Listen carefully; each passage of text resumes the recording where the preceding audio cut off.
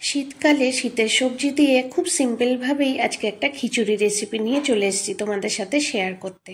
Hello everyone, welcome back to my another cooking blog. আমি সুমন চলে এসেছি আজকে শীতকালে সবজি দিয়ে খিচুড়ি রেসিপি নিয়ে। আজকে যে খিচুড়িটা বানাবো, যাদের বাচ্চারা সদ্য যে সলিড ফুড স্টার্ট করে তাদের জন্য খুব উপকার হবে এই ভিডিওটা। এখানে যে কাঁচা লঙ্কা আর শুকনো লঙ্কার ব্যবহার করছি, খালি শুধু ওই দুটোই স্কিপ করে দিলে ব্যাস এরকমভাবে খিচুড়ি বানিয়ে দাও, তোমাদের বাচ্চারা খুব খুশি খুশি খাবার খাবে। এখানে আমি 1 কাপ গোবিন্দভোগ চাল নিয়েছি, তার সাথে হাফ কাপ পরিমাণ নিয়েছি মুগ ডাল। মুগ ডালটা প্রথমে শুকনো কড়াইতে ভেজে নেব। এবার একটু লাল লাল করে ভেজে চাল আর ডাল একসাথে ধুয়ে রেখে দেব। এবার এই চাল ডাল একসাথে ধুয়ে রেখে দিয়েছি সাইডে। কড়াইতে সর্ষের তেল নিয়ে গরম করে দিয়ে দিলাম কেটে রাখা ফুলকপি। ফুলকপির মধ্যে সামান্য একটু নুন দিয়ে লাল লাল করে ভেজে তুলে রাখবো। তোমাদের পছন্দের মতন সবজি এখানে দিতেই পারো। আজকে যেমন আমি আমার পছন্দ মতন সবজি এখানে দিয়েছি।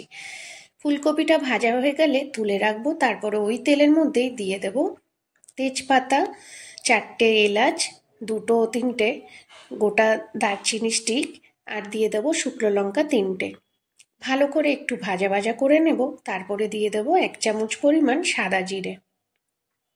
প্রথমেই যে বললাম বাচ্চাদেরও দিতে পারো, ওখানে কিন্তু এই শুকনো লঙ্কা আর কাঁচা লঙ্কাটা স্কিপ করে যাও, কেন প্রথম যারা সলিড ফুড খাওয়া স্টার্ট করে তাদের মুখে কিন্তু ঝালটা খুব লাগতে পারে।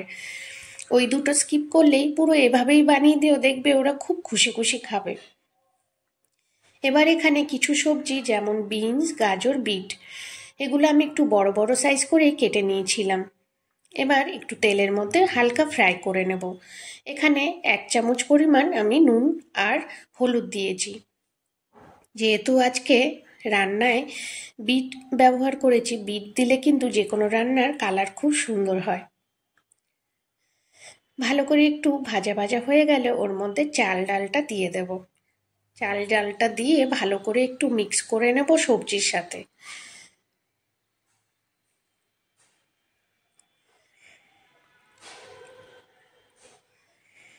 ভালো করে মিক্স করে নিয়েছি। এবার এর মধ্যে জল পরিমাণ মতন দেব। তার আগে এখানে হাফ স্পুন মতন আমি গ্রেটারে গ্রেট করে রেখেছিলাম আদা, ওই আদাটা দিয়ে একটু মিক্স করে নিলাম। আদাটা দিলে কিন্তু খিচুড়ির টেস্টটা খুবই ভালো লাগে।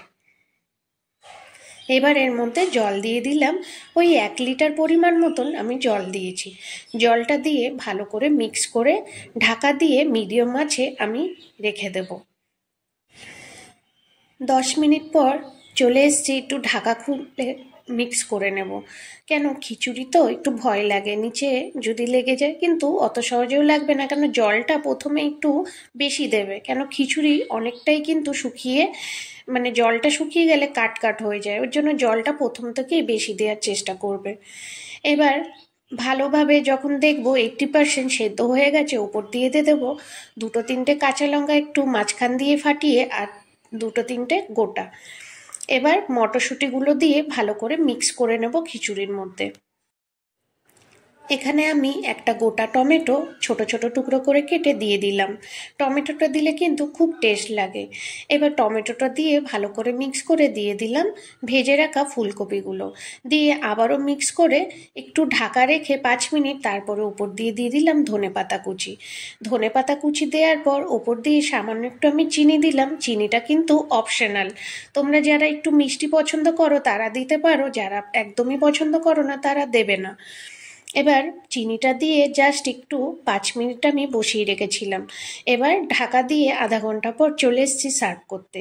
আজকে খিচুড়ি রেসিপিটা কেমন লাগলো জানাতে একদমই ভুলবে না। ভালো লাগলে কিন্তু ভিডিওটা অবশ্যই লাইক, শেয়ার আর কমেন্ট করবে।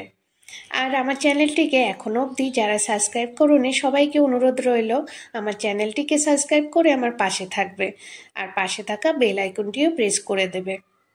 গরম গরম খিচুড়ির সাথে গরম গরম বেগুনি, আর কি চাই বলো, আর ওপর দিয়ে 1 চামচ ঘি, ব্যাস খুবই একটা অসাধারণ রেসিপি। এটা ট্রাই করো সবাই।